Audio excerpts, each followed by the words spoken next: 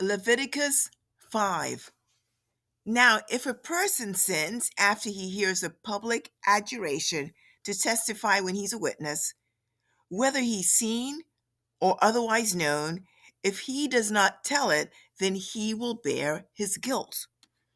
Or if a person touches any unclean thing, whether a carcass or any unclean beast, or the carcass of unclean cattle, or a carcass of unclean swarming things, though it's hidden from him and he's unclean, then he will be guilty.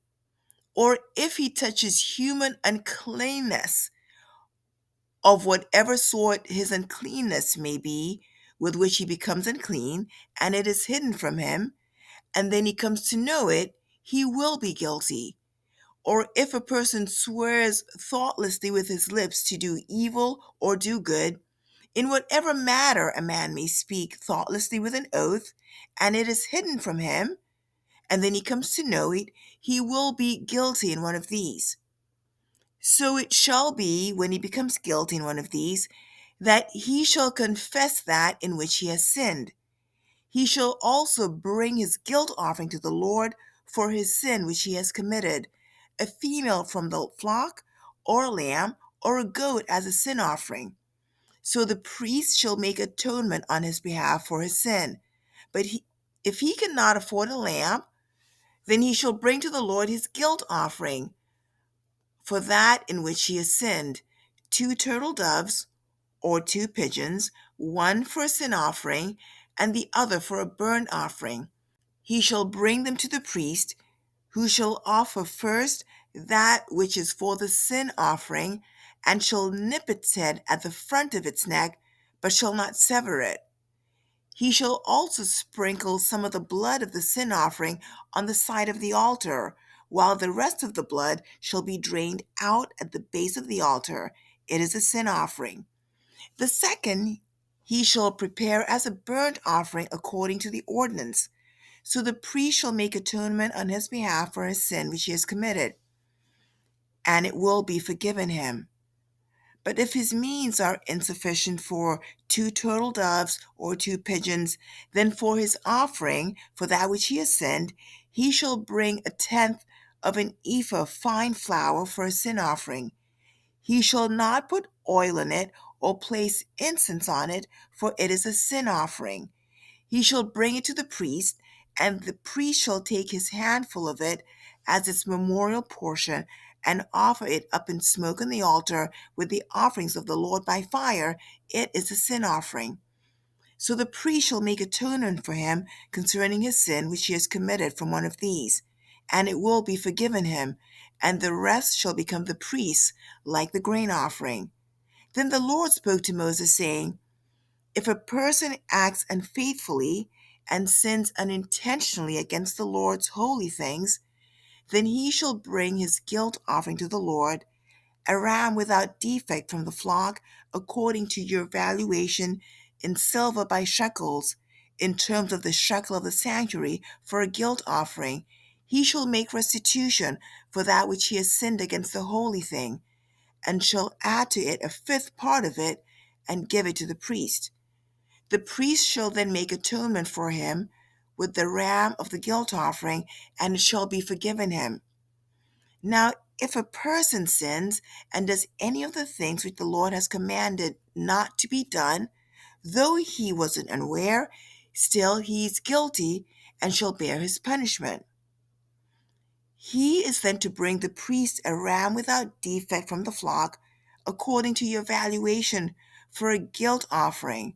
So the priest shall make atonement for him concerning his error in which he sinned unintentionally and did not know it, and it will be forgiven him. It is a guilt offering. He was certainly guilty before the Lord. Leviticus 6.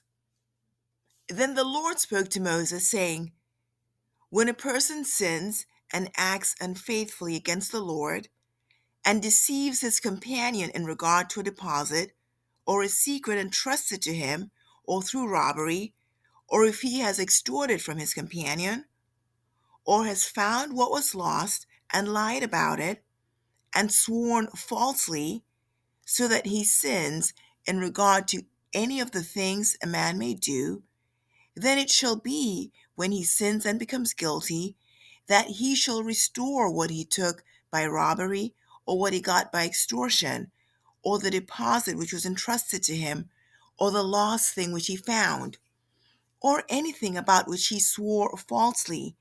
He shall make restitution for it in full, and add to it 1/5 more.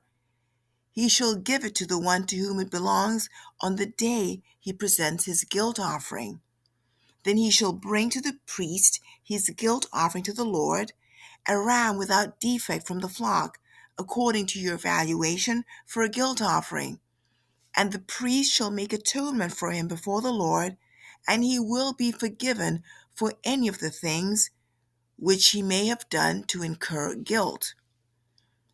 Then the Lord spoke to Moses, saying, Command Aaron and his sons, saying, This is the law for the burnt offering. The burnt offering itself shall remain on the hearth on the altar all night until the morning, and the fire on the altar is to be kept burning on it.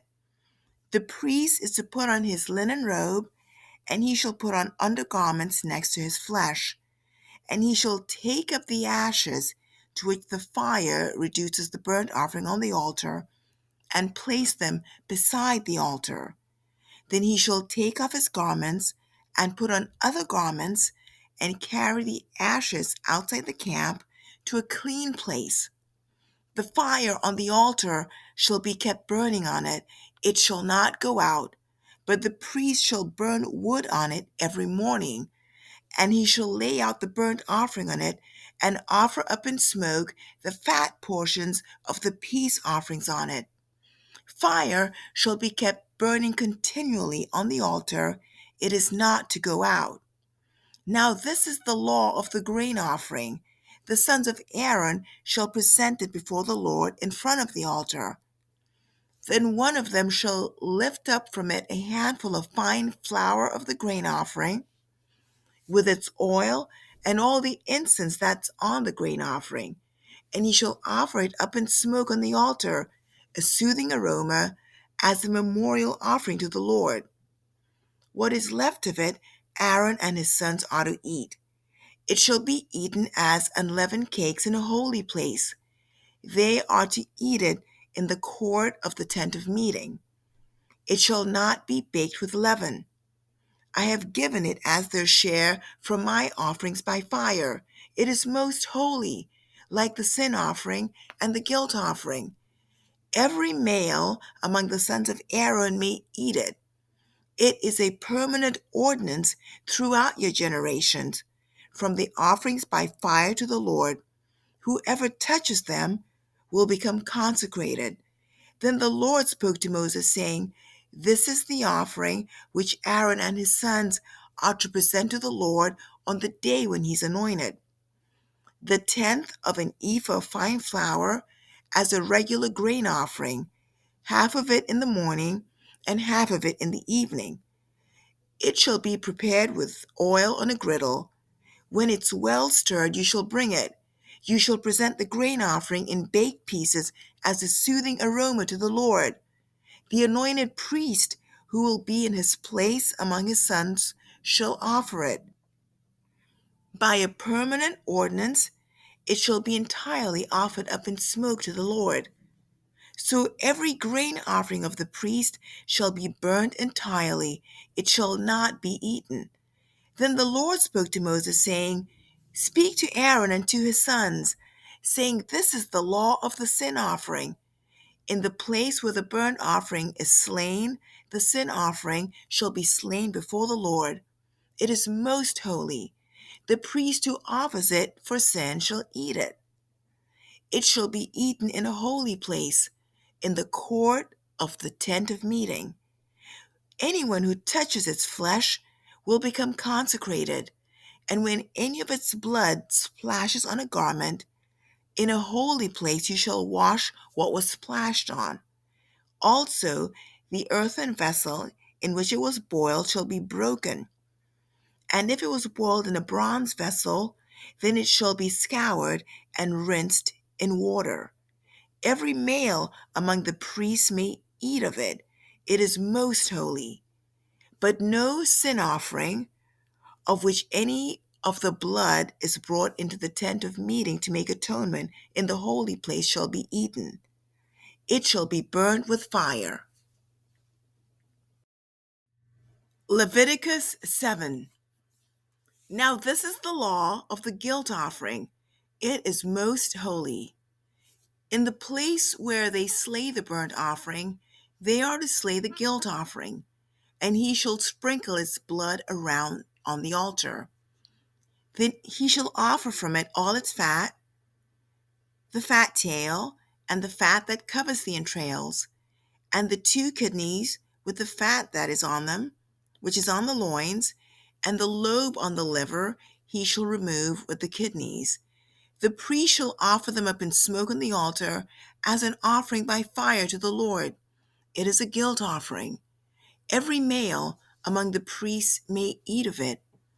It shall be eaten in a holy place. It is most holy. The guilt offering is like the sin offering. There's one law for them.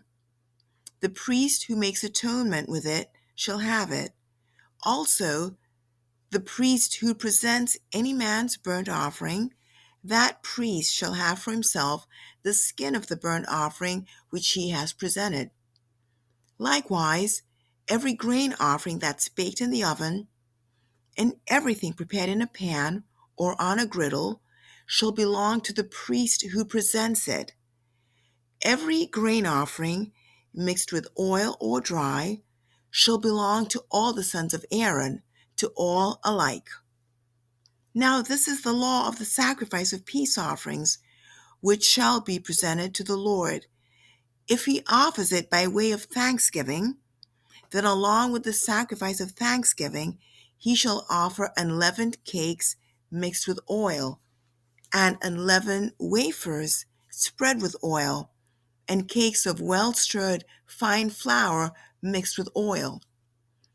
With the sacrifice of his peace offerings for the thanksgiving, he shall present his offerings with cakes of unleavened bread. Of this he shall present one of every offering as a contribution to the Lord. It shall belong to the priest who sprinkles the blood of the peace offerings.